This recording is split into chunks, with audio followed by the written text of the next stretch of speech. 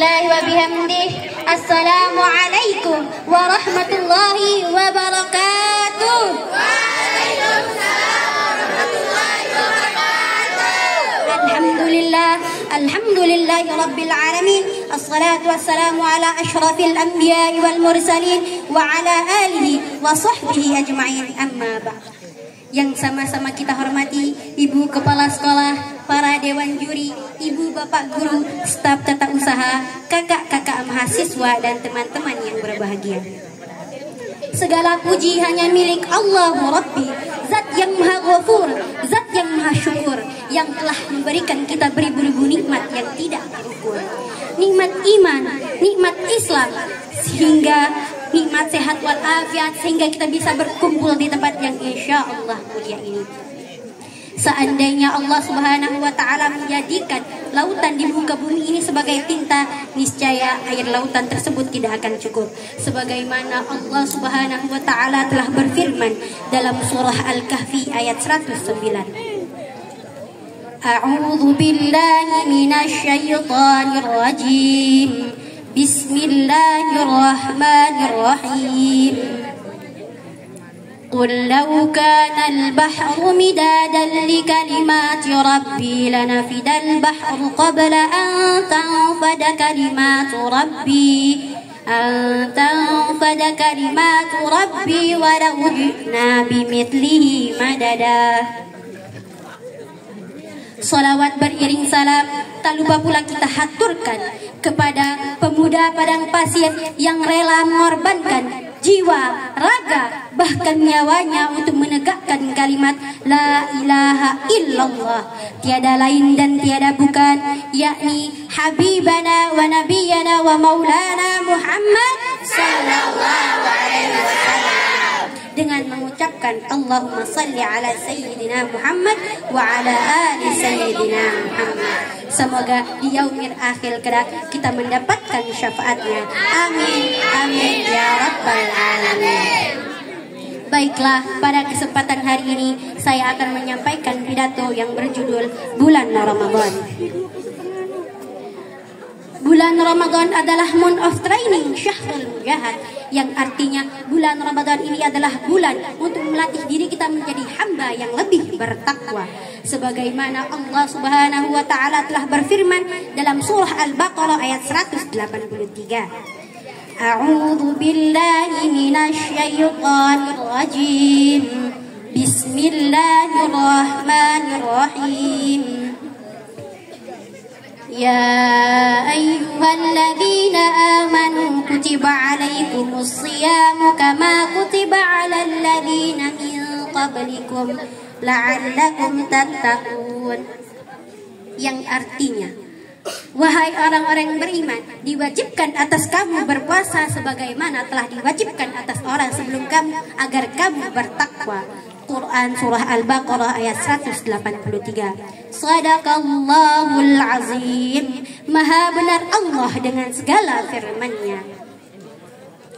Sultanul Ulama Imam Izzuddin bin Abdis Salam dalam kitabnya Maqasidus Shaum mengatakan bahwasanya orang yang berpuasa akan dijauhkan dari api neraka. Kenapa? Karena dengan puasanya tersebut akan menghapuskan semua dosa-dosanya dan akan menghantarkan mereka ke surganya Allah Subhanahu wa Ta'ala. Masya Allah. Pertanyaannya, bagaimana cara kita berpuasa agar kita menjadi hamba yang lebih bertakwa? Apakah ada yang tahu? Tidak. Caranya ada dua. Yang pertama, at-tasalul 'alal hawa, yaitu mengendalikan hawa nafsu. Imam Al-Ghazali dalam kitabnya Ihya Ulumuddin mengatakan bahwasanya cara kita mengendalikan hawa nafsu adalah dengan cara menahan lapar. Puasa mengajarkan kita mengendalikan hawa nafsu kita, bahkan gejolak syahwat kita. Di mana ketika kita berpuasa, kita diajarkan untuk menahan lapar, kita diajarkan untuk menahan haus, kita diajarkan untuk menahan amarah, dan kita juga diajarkan untuk tidak mendengar gosip-gosip dari tetangga. Sebagaimana perkataan Gus Azmi dalam sebuah lagu, Jangan turuti nafsu, tanamkan di hati iman yang kokoh. Hadirin yang dirahmati oleh Allah Subhanahu wa taala, jikalau kita dapat melatih hal ini, Allah Subhanahu wa taala memberikan kita kabar gembira dalam surah An-Nazi'at ayat 40 sampai 41. A'udzu billahi minasy syaithanir rajim. Bismillahirrahmanirrahim. Wa amma man khafa maqama rabbih wa nahan nafsa 'anil hawa. Dan adapun orang-orang yang takut kepada Tuhannya dan dapat mengendalikan hawa nafsunya, maka ini adalah kabar gembira bagi kita semua. Fa innal jannata hiyal ma'wa, maka surgalah tempatnya. Dan yang kedua, tazkiyatun nafsi wal akhlak, yaitu membersihkan jiwa dan akhlak. Artinya Allah Subhanahu wa taala menganjurkan kepada setiap hambanya untuk selalu bermuhasabah diri atau introspeksi diri dalam setiap tindakan maupun perilaku sehari-hari. Dalam sebuah hadis Nabi pernah berkata, Allah itu sangat indah dan ia menyukai hal-hal yang indah. Tentu keindahan dan kebersihan hati dan jiwa kita juga termasuk.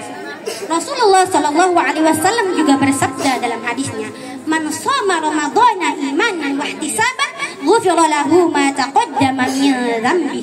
Yang artinya, barang siapa yang berpuasa dengan penuh keimanan dan mengharapkan pahala, maka Allah Subhanahu wa taala akan menghapuskan dosa-dosanya yang telah lalu. Hadis riwayat Bukhari. Rasulullah Shallallahu Alaihi Wasallam menjelaskan dalam hadis tadi bahwasanya ketika kita berpuasa kita dianjurkan untuk memperbanyak amal ibadah, yang mana gunanya untuk membersihkan jiwa kita dan memperbaiki akhlak mulia kita. Hadirin yang dirahmati oleh Allah Subhanahu wa taala, jikalau kita bisa melatih minimal dua hal ini, maka Allah Subhanahu wa taala akan mengangkat derajat kita menjadi hamba yang muttaqin, yaitu hamba yang bahagia di dunia maupun di akhirat. Sebagaimana Abu Bakar Al-Makki dalam kitabnya Tazkiyatul Atqiyah menjelaskan dalam bait syairnya, takwanya seorang hamba adalah sumber kebahagiaan dunia maupun di akhirat. Ketika berpuasa kita juga dianjurkan untuk meninggalkan maksiat atau meninggalkan hal-hal yang buruk. Rasulullah Shallallahu Alaihi Wasallam mengingatkan betapa banyak orang yang berpuasa namun mereka tidak mendapatkan apa-apa dari puasanya tersebut kecuali rasa lapar dan haus. Kenapa? Karena mereka tidak mengindahkan puasanya tersebut dengan cara bermaksiat di bulan Ramadan dan melakukan hal-hal yang tidak baik. Orang-orang yang bermaksiat di bulan Ramadan akan mendapatkan ganjaran yang sangat buruk. Diceritakan kelak di hari kiamat, Rasulullah Shallallahu Alaihi Wasallam sedang berjalan dan beliau sudah melihat orang yang dicambuki oleh malaikat sebelum neraka. Ketika orang tersebut melihat Nabi Muhammad dan dia adalah umatnya, kemudian dia berkata, "Syafi'an ya Rasulullah, berikanlah syafaatmu padaku ya Rasulullah." Kemudian Rasulullah Shallallahu Alaihi Wasallam mengangkat tangannya memohon ampun untuk orang tersebut kepada Allah Subhanahu Wa Taala. Namun sebelum Rasulullah Shallallahu Alaihi Wasallam berdoa kepada Allah, malaikat yang mencambuk orang tadi berkata, "Inna khasmuhu Ramadan ya Rasulullah." Musuh orang ini, saksi orang ini, yang memberatkan orang ini di hadapan Allah Subhanahu wa taala adalah bulan Ramadan. Tidak hanya dia tidak berpuasa di bulan Ramadan, tetapi dia juga bermaksiat kepada Allah Subhanahu wa taala di bulan Ramadan. Yang tadinya Rasulullah Shallallahu Alaihi Wasallam mengangkat tangannya untuk berdoa kepada Allah setelah mendengar perkataan dari malaikat tadi, Nabi Muhammad Shallallahu Alaihi Wasallam langsung membalikkan tangannya dan menurunkan tangannya. Kemudian beliau berkata, "Ana bari'un mimma khasmuhu Ramadan." Aku tidak bisa memberikan syafaat kepada orang-orang yang dimusuhi oleh bulan Ramadan. Karena Rasulullah Shallallahu Alaihi Wasallam tahu bahwa bulan Ramadan adalah bulan yang spesial, adalah bulan yang dipenuhi dengan rahmat dan ampunan dari Allah Subhanahu wa taala. Maka sayang, 1000 sayang jikalau ada orang yang tidak memanfaatkan bulan Ramadan dengan sebaik-baiknya. Bukan hanya tidak berpuasa, tapi dia malah bermaksiat di bulan Ramadan. Ada satu lagi, ini adalah peringatan bagi orang-orang yang berbuka puasa sebelum waktunya tiba. Padahal dia sehat, dia mampu, dia tidak sakit, tidak ada uzur haid ataupun musafir, dan dia mampu mengerjakan puasanya, namun dia tidak mengerjakan puasa. Kalau bahasa gaulnya sekarang adalah mokel. Rasulullah Shallallahu Alaihi Wasallam pernah bermimpi didatangi oleh 2 malaikat. Kemudian dia melihat suatu kaum yang keadaannya bergelantungan, bibirnya robek, mulutnya pecah dan mengeluarkan darah. Kemudian Rasulullah Shallallahu Alaihi Wasallam bertanya kepada 2 malaikat tadi, "Man haula'i?" Siapakah mereka wahai malaikat?